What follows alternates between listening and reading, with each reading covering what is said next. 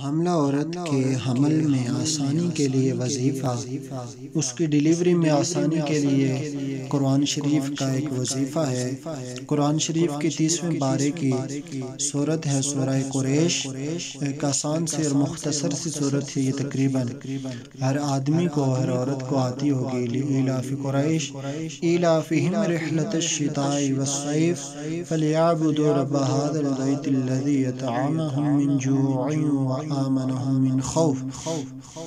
41 مرتبہ بما تسمیہ اول و آخر 3 مرتبہ درود ابراہیمی کے ساتھ پڑھنے سے مشکلات حل ہو جاتی ہیں۔ حاملہ عورت اگر صبح و شام ایک تسبیح عمل کے شروع سے آخر تک پڑھے تو ڈیلیوری آسان ہوگی۔ حاملہ عورت کے لیے بہت ہی زبردست وظیفہ ہے اس کی ڈیلیوری کے آسانی کے لیے کہ وہ 3 مرتبہ درود ابراہیمی پڑھے، اس کے بعد 41 مرتبہ سورہ قریش تسمیہ کے ساتھ، یعنی بسم اللہ الرحمن الرحیم کے ساتھ 41 مرتبہ پڑھے۔ ہر مرتبہ پڑھنے کے ساتھ بسم اللہ شروع میں لازمی پڑھے تو اول و آخر 3 مرتبہ درود پاک پڑھے، انشاءاللہ تعالی اس کے حمل میں آسانی ہوگی، ڈیلیوری میں آسانی ہوگی۔